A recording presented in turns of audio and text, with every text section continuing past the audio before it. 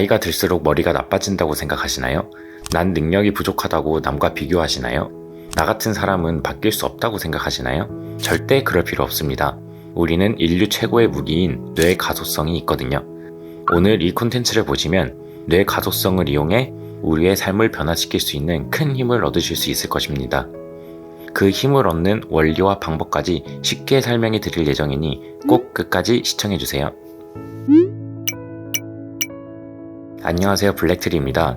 2006년경 런던에서는 택시 운전사가 생각보다 상당히 전문적인 직업이었습니다. 영국은 GPS나 내비게이션을 사용하지 않는다는 정책이 있었기 때문에 면허를 발급받으려면 런던의 거미줄처럼 얽힌 도로망을 전부 외워야 했죠. 그래서 택시 운전사가 되려면 평균 4년의 기간과 8,000시간 이상의 연습량이 필요했습니다. 어느 날 한 뇌과학 관련 실험이 진행됐습니다. 바로 당시 런던의 택시 운전사와 일반인의 뇌를 비교해보는 것이었죠. 결과는 아주 놀라웠습니다. 택시 운전사가 장기 기억과 공간 지각을 관장하는 영역이 일반인보다 훨씬 더 두꺼웠던 것이죠. 비슷한 사례로 20대에서 30대 일반 성인을 대상으로 하루 30분씩 매일 3차원 슈퍼마리오 어드벤처 게임을 하게 했더니 공간 지각, 기억, 운동 능력 등을 담당하는 뇌피질의 두께가 유의미하게 증가한 결과도 있습니다. 두 실험의 결과의 공통점은 인간의 뇌는 뭔가를 지속적으로 경험하고 학습하게 되면 특정 부분이 다른 사람들보다 활성화되거나 뛰어나게 된다는 것이죠. 이게 가능한 이유가 바로 뇌의 가속성입니다. 뇌의 가속성은 뇌의 기능과 구조가 환경이나 경험에 따라 변화하는 특징을 말합니다. 어떻게 보면 인류가 지금까지 진화하고 발전할 수 있었던 최고의 능력이죠. 뇌 가속성의 원리를 제가 한번 사례로 설명해 드릴게요. 60대 어머니가 스마트폰을 처음 접했다고 가정해 볼게요. 처음에는 새로운 경험을 통해 새로운 신경세포를 만들어가기 시작합니다. 어머니가 스마트폰이 너무 어려워서 딸에게 물어보면서 조금씩 배워가겠죠? 그럼 점점 적응이 되기 시작합니다. 신경세포와 시냅스 간의 연결이 본격적으로 생기기 시작하는 것입니다. 이제 스스로 스마트폰을 공부하며 활용하기 시작합니다. 그리고 스스로 넷플릭스와 카톡 등을 하기 시작하죠. 그럼 뇌의 신경세포와 시냅스 연결이 강화됩니다. 이제는 스마트폰을 잘 활용할 수 있도록 뇌의 특정 영역이 이미 발달했고 적응까지 돼버렸다는 뜻이죠. 아마 이쯤 되면 우리 60대 어머니는 유튜브와 넷플릭스, 카톡을 자유자재로 쓰시는 분이 되어 있을 것입니다. 그런데 스마트폰을 계속 사용하다 보니까 투지폰을 오랫동안 사용하지 않았습니다. 그럼 반대로 이제 투지폰을 사용하는 것이 더 어려워지게 되었을 것입니다. 투지폰을 오랫동안 사용하지 않았다는 건 그것과 관련된 시냅스 연결이 약화된다는 걸 의미하거든요.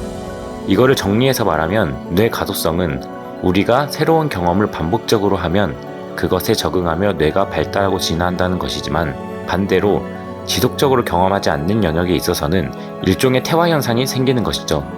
이것은 나이가 들수록 머리가 나빠진다는 통념을 부수기도 합니다. 왜냐하면 스마트폰처럼 나이가 들어도 반복적으로 접하면 우리의 뇌는 발달할 수밖에 없으니까요. 그런데 이 뇌 가속성, 도대체 우리가 더 나은 인생을 살기 위해 무슨 상관이 있을까요? 이는 뇌 가속성의 두 가지 특징 때문입니다. 첫 번째는 습관화입니다. 예를 들어서 우리의 다리에 약한 통증이 계속 가해진다고 가정해 볼게요. 우리는 처음에 아프다 이러면서 회피 반응을 보이기 시작할 겁니다. 하지만 이게 반복이 되면 될수록 적응이 되기 시작해서 회피하지 않게 됩니다. 이게 뇌 가속성의 특징 중 하나인 습관화입니다. 여기서 한 가지 우리 인생에 적용할 수 있는 힌트가 숨어져 있습니다. 우리는 누구나 원하는 모습이 있거나 새로운 것을 배우고 싶은 욕구가 있습니다. 하지만 내 능력에 대한 불신, 실패에 대한 두려움 등으로 그 용기를 내지 못하고 있죠.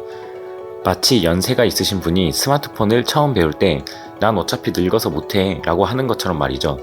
그런데 우리가 용기를 내고 스마트폰을 쓰는 경험을 반복적으로 하기 시작하면 두려움이 사라지고 적응하기 시작합니다. 그리고 어느 순간 MZ세대처럼 편하게 스마트폰을 쓸 수 있죠. 바로 습관화가 된 것입니다. 성공한 연쇄 창업가 예를 들어볼까요? 그들은 도전과 실패를 반복적으로 경험한 사람입니다. 하지만 그럼에도 계속 도전하죠. 그들과 일반 사람들의 가장 큰 차이는 그들은 도전과 실패를 반복적으로 경험했다는 것입니다. 그리고 그 도전 정신에 적응을 한 것이죠. 결국 지속적인 도전으로 성공적인 창업을 연쇄적으로 성공시킬 수 있었던 것입니다. 이것이 뇌 가소성의 첫 번째 특징인 습관화를 통해 우리가 얻을 수 있는 삶을 바꾸는 방법입니다. 아까 제가 무릎의 통증을 계속 가하면 우리가 적응이 돼서 회피하지 않는다고 말씀드렸었죠? 이것을 고통이라고 비유를 해볼게요. 여러분이 도전에 대한 두려움을 겪고 있는 것은 바로 도전 자체를 고통으로 받아들이기 때문입니다. 그런데 무릎에 지속적인 고통을 가하면 우리가 적응을 하는 것처럼 사실 이 도전도 지속적으로 하게 되면 우리는 적응을 할 수 있는 것입니다. 인간은 첫 걸음마를 떼는 것 자체가 하나의 도전이었습니다. 하지만 우린 이제 엄청나게 빠르게 달리기까지 할 수 있죠. 여러분이 원하는 것이 있으시다면 그것을 반복적으로 도전하고 경험해봐야 합니다.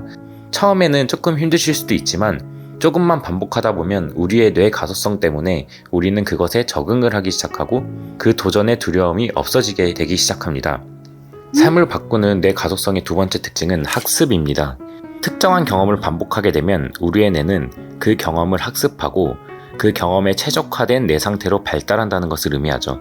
여기에 우리 삶을 바꿀 수 있는 두 번째 힌트가 숨어져 있습니다. 왜 독서가 인생을 바꿀 수 있다고 할까요?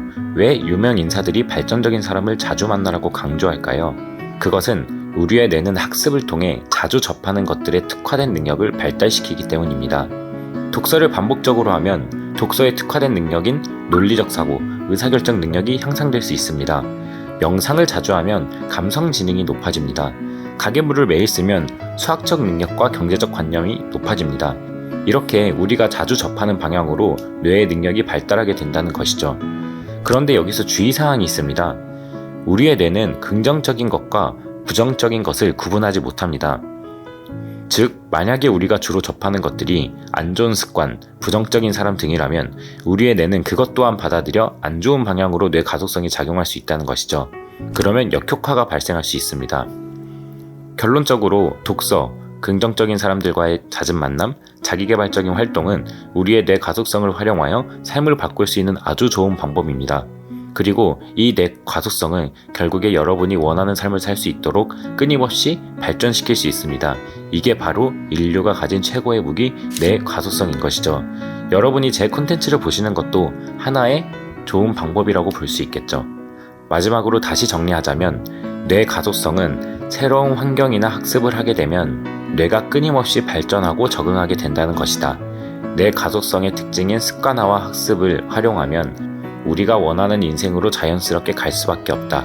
하지만 우리의 뇌는 부정적인 것과 긍정적인 것을 구분할 수 없으니 긍정적인 방향으로 뇌 가속성을 활용해야 한다입니다. 여러분은 무궁무진한 잠재력을 가진 사람입니다. 내 안에 있는 영웅을 절대적으로 믿으셨으면 좋겠습니다. 마지막으로 제가 좋아하는 문장 한마디를 하고 끝내겠습니다. 자신을 믿을 수 있는 능력이 있다면 어떤 어려움도 극복할 수 있다.